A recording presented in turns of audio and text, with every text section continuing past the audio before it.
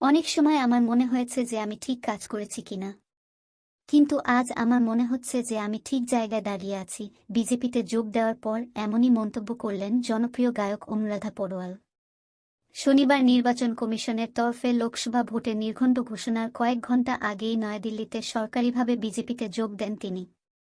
সূত্র উদ্ধৃত করে হিন্দুস্তান টাইমস গ্রুপের হিন্দি সংবাদ মাধ্যম লাইভ হিন্দুস্তানের প্রতিবেদনে জানানো হয়েছে যে অনুরাধাকে স্টার প্রচারকের তালিকায় রাখতে পারে গেরুয়া শিবির, যিনি প্রচুর ভজনও গেয়েছেন।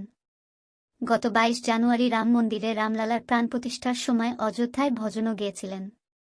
যদিও শনিবার নয়াদিল্লিতে বিজেপির সদর দফতরে অনুরাধার যোগদান পর্বের সময় সেই বিষয়টি নিয়ে মুখ খোলেননি গেরুয়া শিবিরের জাতীয় সাধারণ সম্পাদক অরুণ সিং এবং জাতীয় প্রধান মুখপাত্র অনিল বালুনি। বিজেপির জাতীয় সাধারণ সম্পাদক শুধু দাবি করেছেন যে সাংস্কৃতিক এবং আধ্যাত্মিক ক্ষেত্রে প্রধানমন্ত্রী নরেন্দ্র মোদী যে কাজ করেছেন তাতে অনুপ্রাণিত হয়েই গেরুয়া শিবিরে যোগ দিয়েছেন অনুরাধা। কাশী বিশ্বনাথ করিডোর প্রকল্প, উজ্জয়িনীর মহাকাল করিডোর প্রকল্প, অযোধ্যায় রাম মন্দির নির্মাণের মতো কাজের মাধ্যমে গর্বের সঙ্গে দেশের সাংস্কৃতিক ও আধ্যাত্মিক ঐতিহ্য তুলে ধরার ক্ষেত্রে মোদীর নেতৃত্ব প্রদানের ক্ষমতা ফুটে উঠেছে, যে কথাটা অনুরাধার কণ্ঠেও প্রতিধ্বনিত হয়েছে। তিনি বলেন, আমি অত্যন্ত খুশি যে আমি এমন মানুষদের দল এবং সরকারে যোগ দিচ্ছি যাদের সনাতনের সঙ্গে গভীর সংযোগ আছে। বছরের পর বছর ধরে ফিল্ম ইন্ডাস্ট্রিতে প্লেব্যাকের পরে গত ৩৫ বছর ধরে আমি শুধুমাত্র ভজন গাইছি, সেই সঙ্গে দেশকে সঠিক দিশায় নিয়ে যাওয়ায় মোদীকে ধন্যবাদ জানিয়ে অনুরাধা বলেন, আমি ভাগ্যবান যে বিজেপিতে যোগদান করতে পেরেছি। উল্লেখ্য, বর্ষীয়ান গায়ক অনুরাধা গত বছর একটি বিতর্কে জড়িয়ে পড়েছিলেন।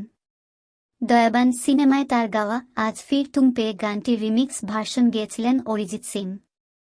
হেড স্টোরি 2 ছবিতে সেই গান ব্যবহৃত হয়েছিল, কিন্তু সেটা পছন্দ হয়নি অনুরাধার। তিনি দাবি করেছিলেন যে অরিজিতের গাওয়া গান শুনে তিনি আতঙ্কে কেঁদে ফেলেছিলেন। তারপর আসল গানটা শোনার পরে মনে শান্তি ফিরে পেয়েছিলেন। সেই মন্তব্যের জেরে অবশ্য তুমুল বিতর্ক শুরু হয়েছিল।